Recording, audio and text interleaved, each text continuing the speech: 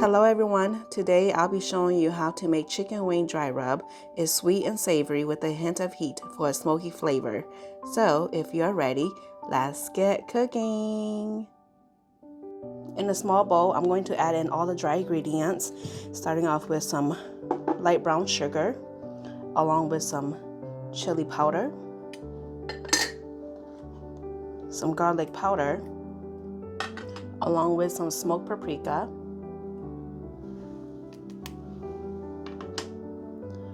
some sea salt, some onion powder, some chipotle pepper, and then also some dry oregano and ground cumin. And then this is optional. This is just for some heat, some cayenne pepper. And all the exact measurements that I'm using is in the description box down below. So make sure you're going to check that out.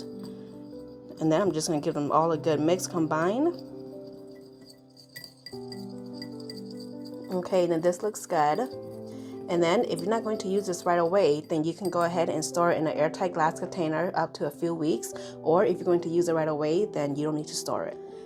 Okay, here in a large bowl, I have some chicken wings that I did cut them into flats and drumettes, and I did wash them and pat them dry. And then I'm going to add in a couple tablespoons of oil. And then I'm just going to sprinkle the seasoning, the dry seasoning, and I'm doing all of them. And then I'm just going to go in and give them all a good massage and mix them to combine them well. Get them all nice and coated. And then if you want a little bit more heat, then go ahead and add a little bit more cayenne pepper or any other peppers that you will like. But for me, this is perfect. I'm going to get them all nice and mixed in, all nice and incorporated. And on a baking sheet, I did line it with some parchment paper. And then I'm just going to dump the whole entire chicken right onto the tray. And then from there, I'm just going to start lining them up.